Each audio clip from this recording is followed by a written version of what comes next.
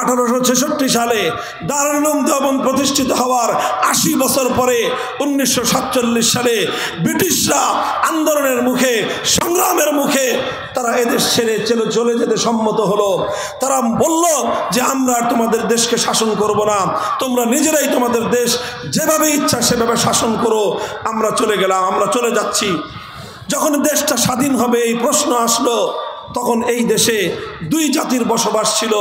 এক জাতি হলো হিন্দু জাতি, আর এক হলো মুসলিম জাতি। অন্যান্য আরও সম্প্রদায় ছিল, তবে তারা প্রধান দুই সম্প্রদায়ের সমকক্ষ ছিল না। হিন্দু এবং মুসলিম দুই জাতির বসবাস ছিল ভারতবর্ষে।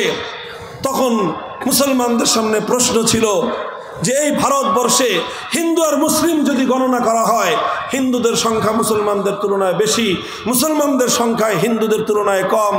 বর্তমান পৃথিবী গণতন্ত্রের পৃথিবী, এই জায়গায় যদি আমরা হিন্দুদের সঙ্গে একসঙ্গে যোগদান করি, গণতন্ত্রের মার পেছে হিন্দুদের শাসন ক্ষমতার অধীনে আমাদের থাকতে হবে, আমরা আর কোনোদিনও আল্লাহর জমিনে আল্লাহর আইন ফিরিয়ে আনতে পারবো না। এজন্য মুসলমানরা সিদ্ধান্ত গ্রহণ করলো, রাষ্ট্র আমাদের ছোট হতে পারে, অত বড় রাষ্ট্রের আমাদের দরকার নাই।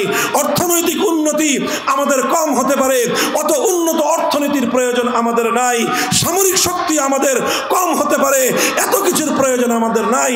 আমাদের একটা জিনিসের প্রয়োজন, যেটা যে কোনো মূল্যে আমাদেরকে অর্জন করতে হবে, সেটা হলো আমরা আবার আল্লাহর জমিনে আল্লাহর বিধান দ্বারা শাসিত হতে চাই।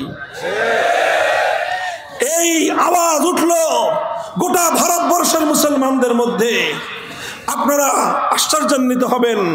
আর এদেশের মুসলমানের পরবর্তী প্রজন্ম আমরা গৌরব বোধ করি আমাদের পূর্বপুরুষদের জন্য, আমরা অহংকার করি আমাদের সেই বাপদাদাদেরকে নিয়ে, যারা এই গোটা ভারতবর্ষের মধ্যে যেই জনপদের মুসলমানরা আল্লাহর জমিনে ইসলামী হুকুমত কায়েম করার জন্য সবচেয়ে বেশি রক্ত দিয়েছে, সবচেয়ে বেশি জীবন দিয়েছে, সবচেয়ে বেশি সংগ্রাম করেছে, সবচেয়ে বেশি ত্যাগ আর কোরবানি স্বীকার করেছে, সবচেয়ে বেশি স্যাক্রিফাইস করেছে, সেটা সেই পাকিস্তানের সীমান্ত প্রদেশের মুসলমান নয়, সেটা পাকিস্তানের বেলুচিস্তানের মুসলমান নয়, সেটা সেই পাঞ্জাবের মুসলমান নয়, অন্য পশ্চিম পাকিস্তানের করাচি, লাহোর, রাওয়ালপিন্ডির মুসলমান নয়, বরং তাদের সকলের চেয়ে সবচেয়ে বেশি জীবন আর রক্ত দিয়েছে, ত্যাগ স্বীকার করেছে এই বাংলার মুসলিম সমাজ।